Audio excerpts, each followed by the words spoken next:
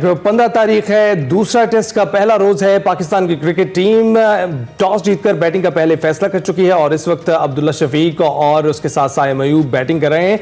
इस वक्त की ताज़ा तरीन सूरत हाल ये है कि दूसरे टेस्ट का पहला दिन प्लेइंग 11 का ऐलान किया गया, जिसमें 3 स्पेशलिस्ट स्पिनर्स को शामिल किया गया और आमिर जमाल बतौर ऑलराउंडर 11 रुकनी टीम का हिस्सा है। और पहले मैच की बदतरीन शिकस्त के बाद कौमी टीम की 9 मुंतखब सिलेक्शन कमेटी ने टीम में अखाड़ बछाड़ करते हुए बाबर आजम, शाहीन शाह अफरीदी, नसीम शाह, अबरार अहमद, सरफराज अहमद को ड्रॉप किया और कौमी टीम में शामिल 6 नए खिलाड़ियों में 4 स्पेशलिस्ट स्पिनर्स हैं, 2 बल्लेबाज थे।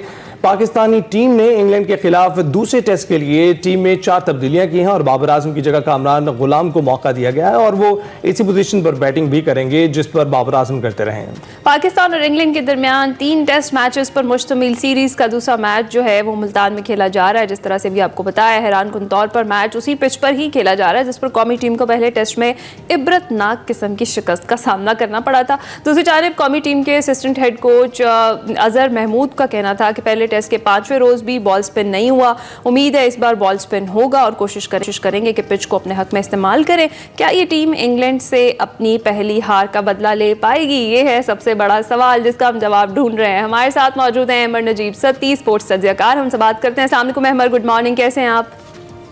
जी वालेकुम सलाम, गुड मॉर्निंग। अल्हम्दुलिल्लाह मैं बिल्कुल ठीक। कैसे देखते हैं ये सर्जरी शुदा टीम को, ये जो नया 11 रुकनी कौमी स्क्वाड है, क्या लगता है आपको कि कुछ बेहतरी आ पाएगी? हमने कहा कैसे देखते हैं, फिलहाल तो तकलीफ की नजर से देख रहे हैं। बहरहाल ऐसा है कि कम बैक करवा पाएगी टीम ये सीरीज में हमें ये टीम? बहरहाल देखिए, ये तो खुदा बेहतर जाने, लेकिन इस वक्त हालात काफी खराब हैं। वो जो अभी 3 स्पिनर वाली आपने बात की ना, तो मुझे याद पड़ता है मेरे जरा बचपन के दिन थे कि ऑस्ट्रेलिया आया था पाकिस्तान 1998 में, तो उस वक्त पाकिस्तान ने यही काम किया था। हालांकि उस वक्त हमारी काफी मजबूत टीम होती थी, तो पाकिस्तान ने जो है वो 3 स्पिनर मैदान में उतारे थे। हमें इनिंग्स की डिफीट हुई थी ऑस्ट्रेलिया से। मैं नहीं चाहता कि ऐसा हो, लेकिन लास्ट टाइम जो मुझे याद पड़ता है कि पाकिस्तान ने 3 स्पिनर मैदान में उतारे थे, तो ये काम हमारे साथ हुआ था। अजहर महमूद जो हमारे इस वक्त हेड कोच है ना, वो मुझे याद पड़ता है कि वो हमारे वो प्लेइंग 11 में एज अ फास्ट बॉलर थे। वो ऐसे होता तो हम इनिंग्स डिफीट हुई थी। अजहर महमूद जो हमारे असिस्टेंट कोच हैं, तो अल्लाह खैर करे। जो आपने यूज पिच की बात की, यूज पिच इसलिए उन्होंने इस्तेमाल किया पिछले मैच वाली के इस पिच को कि यानी कि ये रफ होगा, जो पहले का इस्तेमाल वो पिच है, तो इसमें जल्दी स्पिन होने की। तो क्या ये तो नहीं सोच रहे कि ये जो पिच के क्रैक्स हैं उससे टूटे दिल जोड़ने की कोशिश करेंगे? बस देखिए, दिल तो इतने टूटे हुए हैं कि अब शायकीन क्रिकेट मायूस हो चुके हैं। इतनी वक्त से पाकिस्तानी क्रिकेट टीम की कारकर्दगी अच्छी नहीं आई है। अब जो खदशात ये है ना कि हमारी क्रिकेट को जिस तरह से चलाया गया है, मसला ये नहीं है कि आप फास्ट पिच बना लें या स्पिन की पिच बना लें या जो भी बना लें। हमारी टीम का स्किल इतना नीचे है कि मुझे जो खदशा खा रहा है वो ये खा रहा है कि इंग्लैंड के जो बैट्समैन हमसे बेहतर स्पिन खेलते हैं। अब अलमिया में मुझे नजर आ रहा है, हो सकता है ये खदशात धरे के धरे रह जाएं, लेकिन जो रूट है या उनकी जो खिलाड़ी है, एक तो वो टेक्निकली ज्यादा सॉलिड है, दूसरा उनके पास शॉट्स ज्यादा स्पिन के खिलाफ, वो रिवर्स स्वीप, कन्वेंशनल स्वीप, ये सारे शॉट खेल के। हमारे यहाँ प्लेयर जो है वो थोड़ा शेल में खेलते हैं, तो स्पिनर को अक्सर आपको चार्ज करके खेलना पड़ता है। जब आपको थोड़ा सपोर्ट हो तो उनको डोमिनेट करना पड़ता है। तो देखते हैं कि ये कहाँ कैसे मामला बनेगा। अगर पाकिस्तान पहली इनिंग्स में थोड़ा फायदा उठा ले और कोई डोमिनेट करे तो अलग बात है, लेकिन मुझे थोड़ा डर ये है कि इंग्लैंड का जो प्लेइंग 11 है वो ज्यादा बैलेंस्ड है पाकिस्तान के मुकाबले। अच्छा अहमद, आपने अभी जिक्र किया अजहर महमूद साहब का भी। इस वक्त अगर वो ये कहते हैं कि स्पिन नहीं गेंद, तो 3 स्पिनर्स को शामिल करना आपको कितना मुनासिब लगता है? अगर बॉल आज भी स्पिन ना हुआ या इस पूरे टेस्ट में स्पिन ना हुआ तो क्या सूरत हाल बनेगी? देखिए, ये तो एक नॉर्म बन चुका है कि हमारे यहाँ पिच रीड नहीं करनी आती। देखिए कैसे रीड होगी। अजहर महमूद जो है वो इंग्लैंड में रहते हैं, तो वो पाकिस्तान जब कोई ड्यूटी बनती है तो पाकिस्तान में आते हैं। वो डोमेस्टिक से डिस्कनेक्ट है। ये रोज की ड्यूटी, ऐसा नहीं होता कि आपको बीच में नौकरी मिल गई, अब आप आ गए और आपने काम शुरू कर दिया। It's everyday job. तो आप करते क्या है कि हमारे यहाँ हमारा मसला ये कि हम बड़े नामों की तरफ जाते हैं, क्योंकि वकार यूनुस आ जाएंगे कुछ कर देंगे, वसीम अकरम कुछ आ जाएंगे कर देंगे, इंजमामुल हक। ऐसा नहीं होता। दुनिया में होता है कि काबिल लोग चाहिए होते हैं। वो काबिल लोग बड़े क्रिकेटर नहीं होते, जरूरी नहीं है ना। तो इसलिए आप देखें कि बांग्लादेश के खिलाफ पिच रीडिंग का मसला, कि जी मौसम समझ नहीं लगी आपको कि मौसम क्या है, मतलब ऐसे मजाका खेज हमसे गलतियां होती हैं क्योंकि हम कनेक्टेड अपनी क्रिकेट के साथ नहीं है। तो अगर अच्छा। स्पिन नहीं होता पिच का, अगर पिच रीडिंग ठीक नहीं होती तो मुझे कोई इसमें हैरानगी नहीं होगी, क्योंकि हमारे यहाँ ये बाकी गोरे कोच है वो बाहर से हैं, उनका कसूर नहीं है। जो आपने लोकल कोच रखे हैं वो भी आपकी क्रिकेट में रेगुलरली कनेक्टेड नहीं है। So there is a big gap, उनके पास लोकल वो चीजें कनेक्टेड सिस्टम से नहीं है। इन्हीं पॉइंट्स पर ही बात करें, कोई स्पेशलिस्ट फास्ट बॉलर हमने देखा कि नहीं शामिल किया गया। अब यही जो पिच है इस पर ऑलराउंडर आमिर जमाल जो है पेस अटैक करेंगे, क्या ये अकेले फास्ट बॉलर्स की कमी को पूरा कर पाएंगे आपके ख्याल में? आपको नहीं लगता कि उनके साथ एक स्पेशलिस्ट फास्ट बॉलर को भी होना चाहिए था? जी बिल्कुल होना चाहिए था। ये पाकिस्तान में कोई भारत की तरह के रैंक टर्नर नहीं बनते कि पहले दिन से गस गस स्पिन हो रहा होगा। फिर मुझे बताइए, अगर उनको कोई तकलीफ हो जाती है, मिसाल में वो इंजर्ड हो जाते हैं, बीमार हो जाते हैं, ये पॉसिबिलिटी होती है क्रिकेट में, क्या करेंगे फिर आप? बिल्कुल।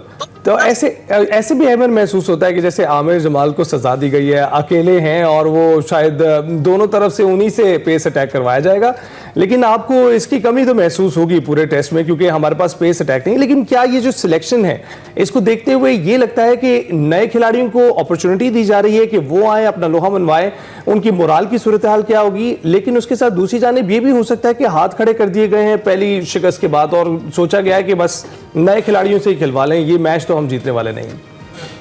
अच्छा, अब मैं आपको एक बात बताऊं कि जो एक खास लाइन ऐड कराई गई है कि जो आपके हेड कोच जेसन गिलेस्पी है रेड बॉल में, आपके कप्तान शान मसूद है, उन्होंने ये कैटेगोरिकली कहा कि ये जो तब्दीलियां हुई है ना, ये उनके कहने पे नहीं, यानी उनका इसमें डिसीजन नहीं था, ये टोटली जो नए लोग आए हैं। और मजे की बात ये कि सिलेक्शन कमेटी में एक बंदा 2 दिन पहले आ रहा है, वो डिसीजन ले रहा है कि आपका प्लेयर बाहर होगा। कभी ऐसा, मतलब अफरा तफरी है ना। अगर आपने प्लेयर ड्रॉप करने हैं या चेंजेस करनी है, इसका एक तरीका होता है दुनिया में। आप सीरीज से पहले डिसाइड करते हैं कि भाई ये लोग रख रहे हैं, ये लोग निकाल रहे हैं। ये जो होता है ना कि नी जर्क रिएक्शन, कि आप जब हार गए और अवामी रिएक्शन आ गया अब हम चेंज करेंगे, इट मींस कि यू आर इनकॉम्पिटेंट। आप अवाम के रिएक्शन करते हो कि मीडिया का रिएक्शन आएगा, अवाम का आएगा, फिर हम कोई तब्दीलियां करेंगे।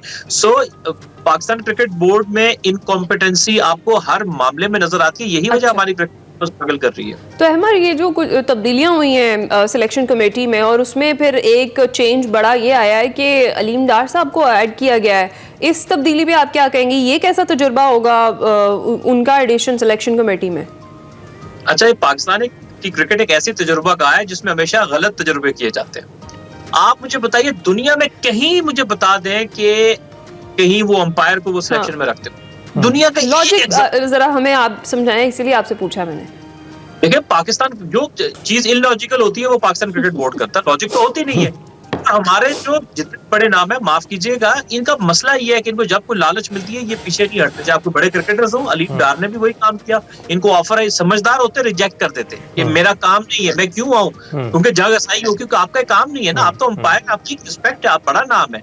तो ये आगे वही कहते हैं कि अभी जो कल अगर आप देखें इंग्लैंड के माइकल थर्टन और नासिर हुसैन ने पाकिस्तान क्रिकेट का जो नक्शा खींचा है, मेरा ख्याल है मोहसिन नकवी साहब जो है वो एक बार देख लें तो वो आज ही रिजाइन कर देते कि जो पाकिस्तान क्रिकेट को दुनिया जिस तरह से अच्छा, तो फिर आप क्या सोचते हैं अमर कि क्या कमी है इस वक्त सिलेक्शन कमेटी में?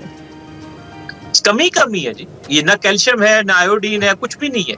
कौन कौन से आप क्या कहते हैं ये नाम जो थे वो शामिल हो जाते तो फिर कोई कमी ना रहती? देखिए, सिलेक्शन एक प्रोसेस है। हाँ। होता क्या है कि आप देखिए कोई काम करने से आता है, कभी ऐसा होता है कि आपने जिंदगी में एक काम ना किया, आपको डायरेक्ट सिलेक्टर लगा लिया जाए। Right man for the right job की बात करेंगे फिर आप?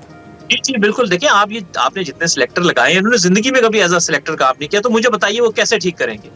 आप आकिब जावेद साहब की बात करते हैं, उन्होंने कब ऐसा सिलेक्टर काम किया है?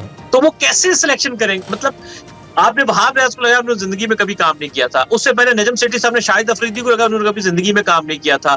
तो सिलेक्शन कैसे होती है? देखिए, सिलेक्टर आप ऐसे बनते हैं कि आप पहले कोई जूनियर टीम की सिलेक्शन करते हैं, अंडर 19, अंडर 16, आप उसका तजुर्बा लेते हैं, सब चीजें परख कर, फिर आप जो है वो रीजनल लेवल पे सिलेक्टर लगते हैं, फिर उसके बाद आप कौमी टीम के सिलेक्टर लगते हैं और उसके बाद आप चीफ सिलेक्टर लगते हैं। एक प्रोसेस होता है, कई सालों का तजुर्बा, फिर आपको हर चीज का पता होता है। जैसे अंपायरिंग का प्रोसेस है, बिल्कुल आप अंपायर बनते हैं, आपको कोर्सेज करने पड़ते हैं, आपको टेस्ट देने पड़ते हैं, उनको आप जब तक अबूर नहीं करते आप अंपायर इंटरनेशनल नेशनल जो मैचेस होते हैं उसमें नहीं आ सकते। ऐसा ही प्रोसेस होना चाहिए, क्योंकि इस वक्त अगर जिस तरीके से हमारे सिलेक्टर्स लगाए जा रहे हैं, कोई भी अपने सर पर जिम्मेदारी लेने को तैयार नहीं होगा।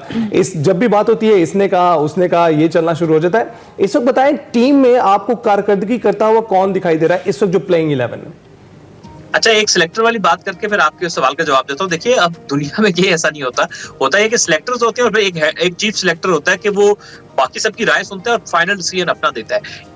इत्तेफाक एक और मुज़ाहिका खेज बात कुछ अर्सा पहले उन्होंने की थी कि कोई सिलेक्टर चीफ सिलेक्टर ही नहीं है, सब सिलेक्टर हैं, यानी वोटिंग देंगे। वोटिंग पे पूरी दुनिया में कहीं ऐसा नहीं होता कि आप वोटिंग कर रहे हो और कोई चीफ सिलेक्टर, कोई सरबराह नहीं है। एक तो फाइनल कॉल लेता है ना जी, तो जिम्मेदारी किस पे डालेंगे? और जो दूसरा आपने सबकी कौन दे रहा है, तो देखिए सबसे अच्छा जो आपका बैट्समैन अभी रिसेंटली सारे टेस्ट मैचेस में सलमान अली आ गया, सबको एविडेंट है कि उसने नीचे के नंबरों पे भी खेलना मुश्किल होता है। टेलेंडर के साथ उसने बड़ी दलेरी से बैटिंग की है, बहुत अच्छी बैटिंग कर रहा है। तो स्टैंड आउट प्लेयर तो आपकी टीम में अगर कोई है इस वक्त तो नजर आ रहा है सलमान अली। आप अच्छा अहमर, वैसे आज किंग बाबर आजम का बर्थडे भी है, लेकिन वो खेलते हुए हमें नहीं दिखाई दे रहे। ये एक तो इस तब्दीली पे भी जरा कमेंट करें, और दूसरा ये कि माइकल वॉन कह रहे हैं कि इस डिसीजन को वो अहमकाना फैसला करार देते हैं और उन्होंने इससे बुरी पाकिस्तानी टीम जो है वो कभी नहीं देखी। तो क्या कमेंट करेंगी ये जो नाम सीनियर्स की जगह पे जूनियर्स को खिलाया जा रहा है इस तब्दीली पे?